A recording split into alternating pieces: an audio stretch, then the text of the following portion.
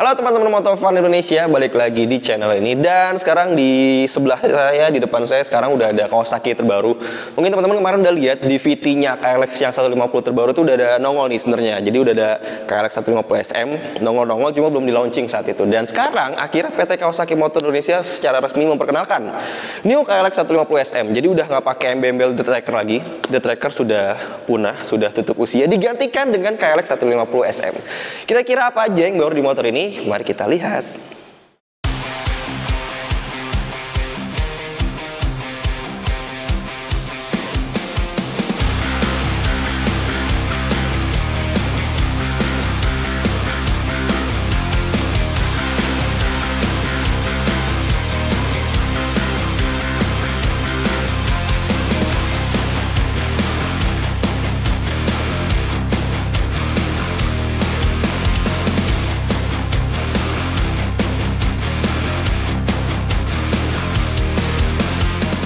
Sebelum kita bahas lebih detail mengenai perubahan dan apa aja yang baru di motor ini, kita lihat dulu pilihan warnanya. Ini di sebelah saya udah ada banyak banget, jadi terdiri dari 4 tipe yang SE dan 1 tipe standar. Untuk tipe standar itu ada warna Firecracker Red Ebony, dan itu dijual dengan harga 36.900.000 atau cuma beda 400.000 sama KLX standar. Nah, kemudian ada tipe SE. Untuk yang tipe SE itu ada Neon Green Ebony, ada Battle Grey Ebony, Aquarius Green Ebony, dan warna Ebony. Nah, harganya 39.500.000 atau sama dengan KLX SE.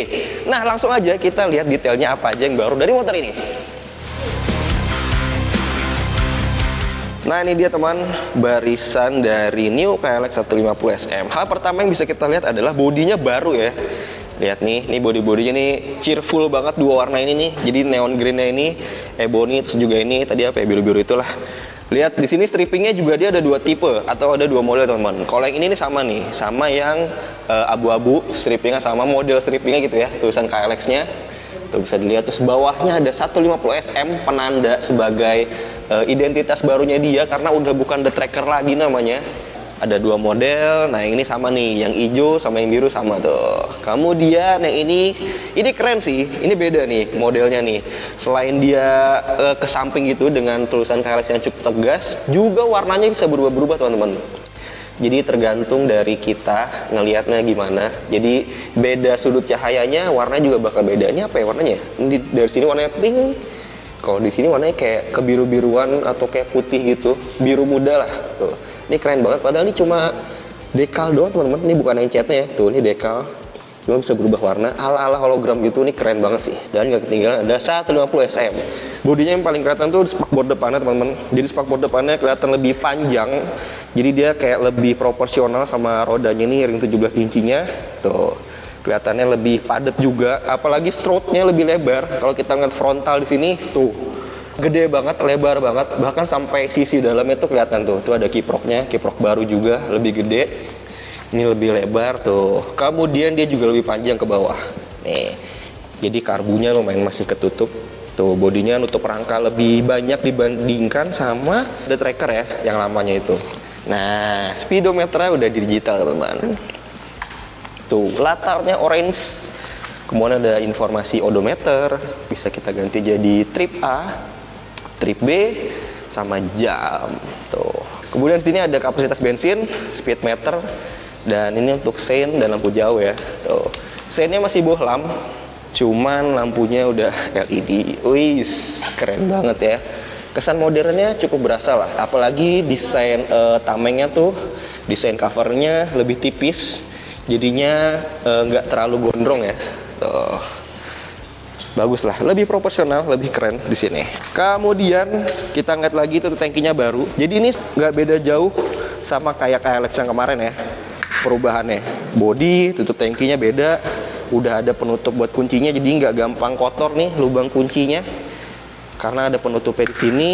Kemudian juga bodi baru, terus juga footstepnya model baru, batangnya udah nggak terlalu tebal sekarang, malah kayak lebih tipis gitu ya teman-teman. Bisa dilihat di sini masih footstepnya masih sama, lebih kecil malah footstepnya kayak KLX yang kemarin, lebih pendek lah.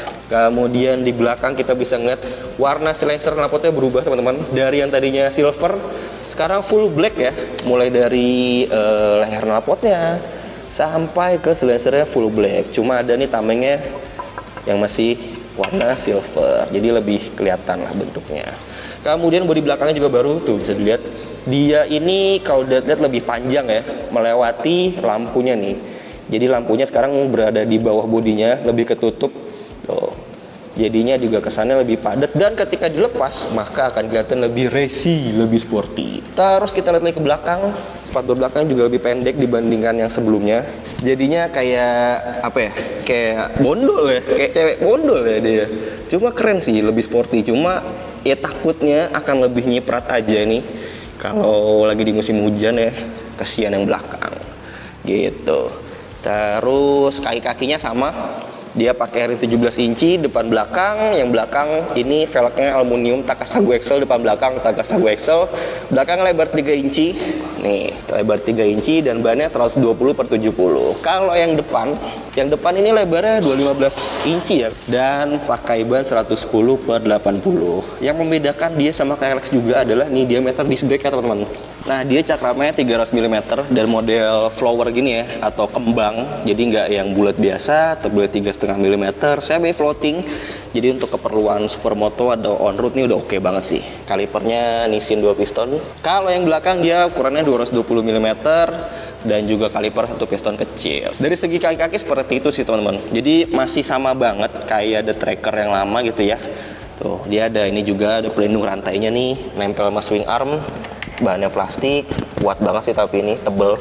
Jadi biar rantainya nggak cepet kotor. Tuh, keren banget. Kemudian kita ngeliat lagi di sini, di joknya tuh udah nggak ada belt lagi teman-teman. Udah polos di sini ya. Nggak ada belt karena beltnya digantikan oleh ini.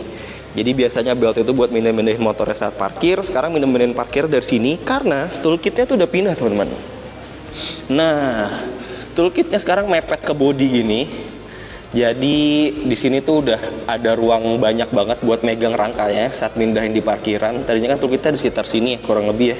Jadi agak ganggu. Nah sekarang di sini tuh nempel body. Cuma kalau bannya besar kayaknya agak mentok ya. Kalau segini sih masih aman tuh. Tuh. Masih aman banget. Kemudian masih di kaki-kaki apa ya? Suspensinya masih pakai Showa. Yang belakang ini pakai Unitrack dan dia ada perbedaannya di setelannya teman-teman. Nah, kalau yang lama itu setelannya pakai model tangga gitu ya, preloadnya. Kalau yang ini setelan preloadnya sekarang modelnya itu drat atau ulir. Jadi bisa lebih spesifik buat ngatur kekerasannya. Nih. Lanjut, yang depan pakai upside down Showa juga. Cuma dia nih udah ada perubahan travelnya, jarak mainnya lebih panjang 10 mm dibandingkan yang lama. Oke, selanjutnya kita ngeliat di sektor mesinnya teman-teman. Jadi mesinnya nggak ada perubahan, sama juga kayak KLX yang kemarin 150. Di sekarang KLX 150 SM ini tetap menggunakan mesin 1 silinder 150 cc ya, atau dia cc aslinya itu 144 cc teman-teman, dan berpengabut karburator nih. Sini ada karburatornya dan di atas tuh ada cupnya biar lebih mudah nyalainnya saat pagi hari atau kondisi mesin dingin. Nah, konfigurasinya pakai piston 58 mm dan panjang langkahnya itu 54,4 mm. Kalau kita ngeliat di sini mesinnya full black ya, hitam full. Baik dari bak magnet, bak kopling, terus nih dekat starternya hitam, blok silindernya, siripnya semua hitam semua nih. Tuh, jadi kesannya lumayan gahar. Dan mesin ini punya klaim tenaga maksimalnya itu 12 PS di 8000 rpm dengan torsinya 11,3 Nm di 6500 rpm. 5 percepatan dan kompresinya itu sekitar 9,5, dan perbandingan kompresinya itu sekitar 9,5 banding 1. Jadi di mesin nggak ada perubahan. Tuh, masih sama aja sama yang lama. Tuh, kickstarter juga nggak ada ya, jadi hanya mengandalkan electric starter. Ya, mungkin mesin ini udah cukup reliable lah untuk kebutuhan sehari-hari, ya kan? Dan perbedaannya untuk tipe SE dan tipe standar itu ada beberapa items teman-teman. Jadi bisa kita lihat, pertama warna velgnya sama-sama aluminium dan lebarnya sama, spesifikasinya sama, cuma bedanya yang standar itu warnanya silver ya. Bisa kita lihat sini, sedangkan yang SE semua pakai warna black gloss. Terus juga warna suspensinya beda teman-teman. Di sini pakainya warna hitam. Nih lebih gahar kelihatannya, sedangkan yang SE semua pakai warna gold, anodized, kayak lebih sporty gitu dibandingkan yang standar ya. Kemudian masih di depan kita ngeliat ada beda di sini nih. Setang. Yang satu pakai fat bar untuk yang tipe SE dan racernya tinggi ya. Tuh tebel banget dari segitiganya, sedangkan yang standar pakai tipe biasa, kecil stangnya. Kemudian beda lainnya ada di nih, hand cover atau handguard. SE semua pakai hand cover ini, handguard yang standar nggak ada. Lanjut beda lagi ada di frame cover. Nah, frame cover tuh ada di tengah-tengah sini teman-teman, di dekat kaki ya. Nih, frame covernya di sini plastik, di sini yang SE pakai semua, yang standar nggak ada. Kemudian yang beda lagi adalah skid plate. Nih, skid plate itu berguna untuk melindungi mesin dan rangka, ada di bawah. Di sini yang SE pakai skid plate, bahannya plastik lumayan tebel, tapi ini cukup mengurangi ground clearance-nya sedikit sih. Beda 5 mm. Yang ini 275 mm ground clearance-nya, yang ini 270 mm. Ya, tapi walaupun lebih rendah, harusnya lebih aman mesinnya dari pentalan batu atau pentalan gravel-gravel lainnya ketika main di jalan nih agak kurang rata.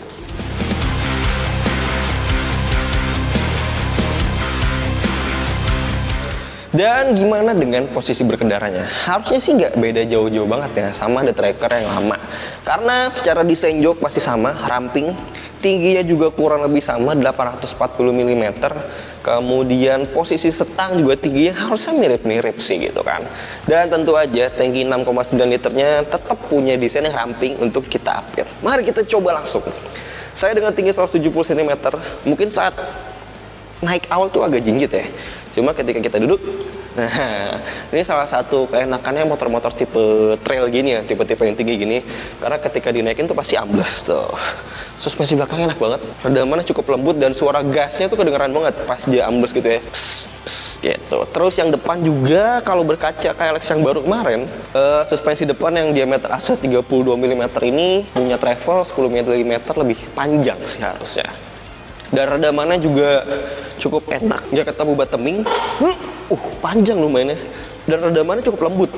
Buat on-road harusnya oke sih, bisa ngeredam dengan baik. Kemudian ketika diduduki joknya, tuh kaki itu masih nggak terlalu ngangkang gitu ya, masih terbilang rapet. Ini enak banget buat diapit, walaupun bodinya kelihatan lebih besar, cuma nggak ngerubah banyak posisi berkendaranya gitu. Kemudian full step ya, dilengkapi dengan karet tuh ya, atau damper. Posisinya lumayan maju di depan posisi pengendara duduknya. Kemudian perstelnya juga masih aman, posisinya oke. Setangnya juga nggak banyak berubah teman-teman. Kalau di tipe yang SE ini sedikit lebih tinggi dibandingkan yang tipe standar ya, yang pakai stang pipa biasa. Mungkin karena ini racernya agak lebih tinggi sih. Racernya tinggi dan posisinya juga stangnya tebal di tengah dan lebih menekuk ke belakang atau ke pengendaranya. Nih kurang lebih seperti ini posisi berkendara New KLX 150 SM. Oh iya, ternyata selain body-bodinya yang baru, spionnya juga berubah teman-teman.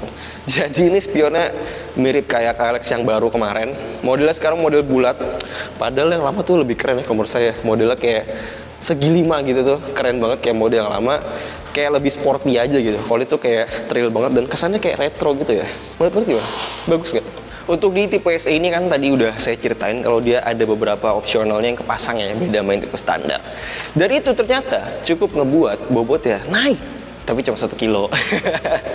Kalau yang standar itu 119 kg, yang polosan gitu ya, tanpa aksesoris. Dan untuk yang tipe SE seperti yang ini tuh ada ketambahan 1 kg, jadi 120 kg. Cuma ya nggak terlalu berasa sih ya tuh, rasanya masih enteng, feeling berkendara juga harusnya juga masih sigap gitu ya. Masih nggak capek kalau dipakai hari-harian, nggak terlalu menguras badan pengendara. Ya semoga bisa test ride motor ini nantinya biar bisa merasakan secara penuh sensasi New KLX 150 SM.